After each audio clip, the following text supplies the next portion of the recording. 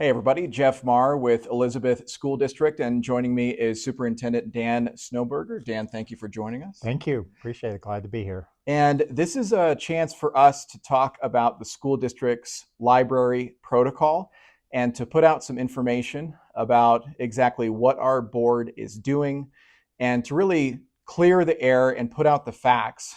Because just to be transparent between the superintendent and myself, we have dedicated a lot of time over the past couple of weeks doing interviews with local media outlets. And the end result of that has been a lot of slanted coverage, which has led to misinformation. And the result of that is our staff fielding a lot of calls and emails from individuals who just don't have the accurate story with what's happening. So this is an opportunity to put everything out there. So I'll go ahead and start with you just about the most recent board meeting, what came out of that, and where we stand on the issue now. Absolutely. Thanks, Jeff. It's really important to understand that as a district, we really have been working hard to provide to our community an opportunity for parents to be in charge of what their children are accessing within our schools. Our community has really been focused on parental rights. And so our library protocol is really focused on allowing parents to be in control. So we really have a couple of prongs to our library protocol. First of all, we have wanted our parents to, first of all, be able to know what is in our libraries. So our first step was making sure our parents could access our Destiny system, that they can actually see all of the books in our library collection. So that was our first step at the last spring. Our parents can sign in and log in and see all of the books that are in our collection. The second step was actually to go through our collection and look at the content of our libraries and to be able to review all of the books within our libraries. And we have a curriculum review committee that's made up of teachers, parents, community members. And those individuals went through our collection, comparing to a variety of different websites that actually have book reviews, content reviews. And through those variety of websites that are used to review different books, we've identified some books that have what we call sensitive content. They might have graphic violence, they might have sexual content, they might have ideations of self-harm, they might have drug and alcohol use or explicit drug and alcohol use. They might have religious content, and they might have explicit racism or discrimination. And so topics like that are contained within books, those books we have flagged. We haven't removed them, we have flagged them. We've added a flag to those books within our library system. And we've created a list of those books. Now that list is ever changing, because obviously just because a book has some of that content doesn't mean that it's inappropriate at a certain age group. So because a book might have some violence in it, for a high schooler that may not be inappropriate. For an elementary student it may. And so we're not, just because a book has graphic violence, we're having to look at what level is it in? Is it in the high school library or is it in an elementary library? And so there's been a lot of discussion as we've looked at those books with those flags to determine, is it in fact a book that should be on the sensitive content list? And so once that list was determined, the next step is to create the system where a parent can choose one of three things. One, they can choose to actually ignore when in fact they get an email when the child checks out a book that's on that sensitive content list. Any child who checks out a book that has a sensitive content flag will get an email. It'll just say, hey, your child checked out a book that is on the sensitive content list. A parent who has no concern about what their child reads can spam that email and ignore it. So nothing changes for a parent of a child who has no concern about what their child's reading. For a parent who may want to have a conversation with their child, if they checked out a book that might have religious content or might have graphic violence or might have some sexual content, they can then say, hey, Johnny, I see you checked out a book that has one of these sensitive topics, and they can have a conversation in advance of their child reading it or while their child is reading it.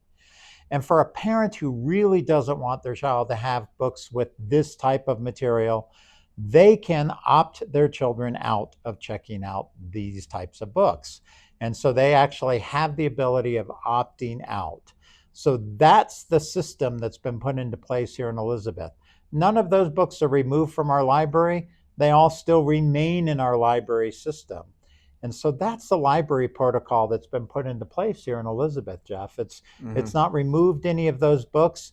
It's actually just allowed our district to try to meet the varying viewpoints that exist in our district, and really empowered parents to make that choice for their children. And I'm glad you said empower parents, because the origins of this really ties back to the school district's philosophy of allowing parents to parent their child. And part of that is knowledge of what is happening in the classroom, allowing parents to ultimately make that decision and just be aware. So when I first heard about this, my impression was this just enhances the communications that parents have between the home and the classroom of what's going on in there. Would that be accurate to say? Absolutely. And our desire is not to force one parent's viewpoint on another.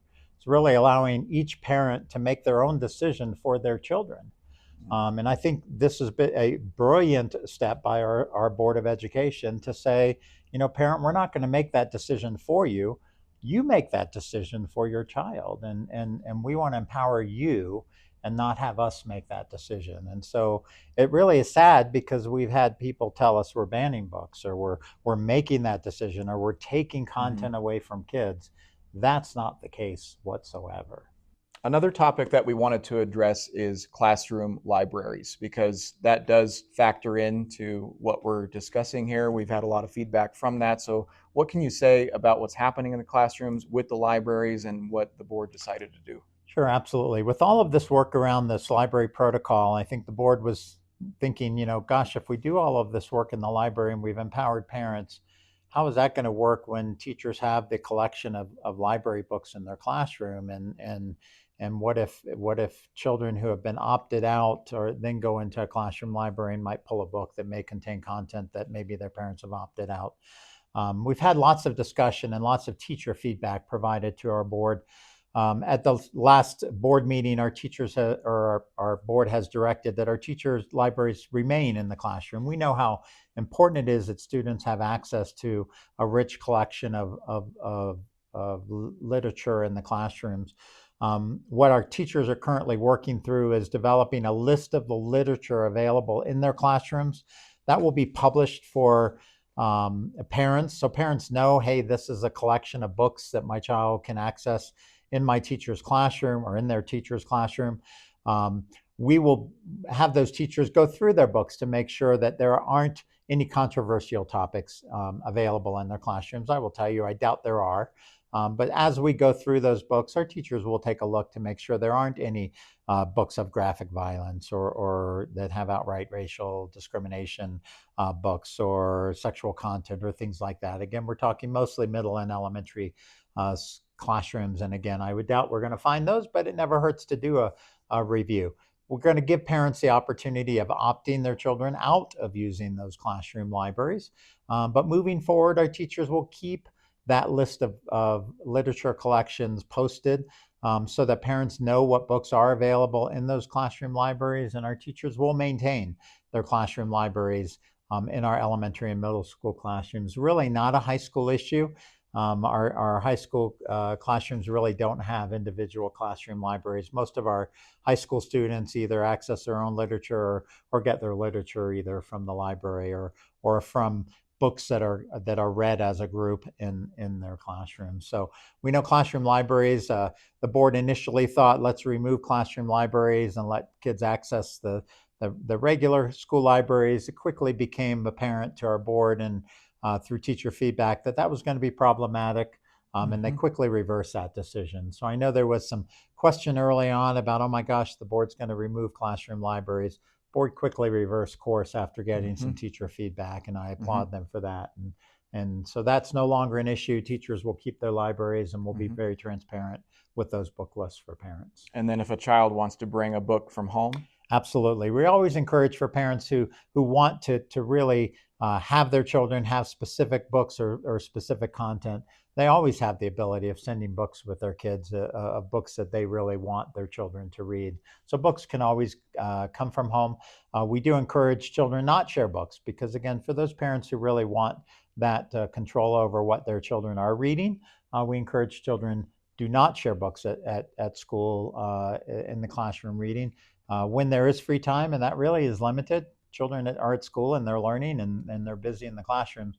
But when there's that free read time, we want children to read that literature that's appropriate for them, and again with that parental guidance.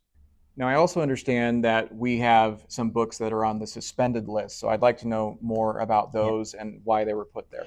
Yeah, thanks, Jeff. As our curriculum review committee members who have taken on this project, we're going through those books in our library. We found some books that through those websites were flagged as having pretty intensive content, either sexual content or violence or ideations of self harm. And as they saw those books, they thought, wow, these are pretty intense books. And whether Mhm. they belonged at the level they were in, we had some books in the middle school, we had a book in the elementary school. And so the committee members brought them to the board and said, we're a little concerned about just flagging these as sensitive content, and we'd like to know what you think we should do with these books. And our board said, we really think we should ask our community to weigh in on this. And Mhm. so there are 19 book titles that they brought forward. Of those 19 book titles, 18 were still on the shelves in the library. One book had never been returned. It was checked out a little over a year ago and it had been lost by the students. So 19 of the 19 books, 18 books had been temporarily pulled from the shelves. They are actually sitting right now outside of our boardroom in our district office. And for the last 2 weeks, they've been on display for our community to come in and review. We have feedback forms. And what we've asked our community to do is come in and take a look at them and give our board some feedback as to whether, one, are they books that we believe have educational value? Should we put them back on our shelves? Should they just be added to our sensitive content list? Or should maybe these books not be in our library? Maybe these are books that don't have educational value. Maybe these are books that should be weeded. Yes, some people may say should be banned, weeded, banned, whatever they may be. Should these books be books that should appear in an educational library in a school district? And those are books right now that are under review. We've had lots of community members come in, read these books, review these books, give the board feedback. On September 6th or September 9th, excuse me, the board will review that community feedback and make a decision. I strongly suspect that some of these books will go back into our library. Some may be moved from the middle school to the high school. Some of these books probably will be weeded out of our collection just because at our last board meeting, some of our board members did read some excerpts from these books, and they do have some pretty strong graphic material. And even from the audience in our last board meeting, I think there was kind of some shock over, wow, are these books really of value to our collection? And so, yes, some of those books may be removed. And you told me that you've actually fielded some calls Mhm. from some parents who were upset, who were misled by some of those headlines. And then after speaking to you the way that we're speaking now, Absolutely. then it becomes clear to them and they're like, oh, okay, so that's what Absolutely. you're doing. That makes sense to me. Absolutely. And I think it's important just for people to understand this policy is really not right or left, not Democrat, not Republican. It's really designed to empower parents to make the choice for their child. And I think that's what's being missed in the coverage that we've had from media outlets in the community and even outside the community who have covered is this is truly a policy that empowers parents in making the decision for their child. And unless there are people out there who feel that they should make decisions for other people's children, which I strongly have to say I can disagree with, if we are truly empowering parents to make those decisions for their children. And I think that's truly what this is all about. Excellent. Dan, thank you for Yeah, talking to us at length about thank this you. issue. There's going to be more communications about this moving forward. So we encourage you to follow Elizabeth School District on social media. Be sure to check our website as well as we continue to put out communications about this issue. And of course, we do welcome your feedback. Thanks for watching, and we'll see you next time.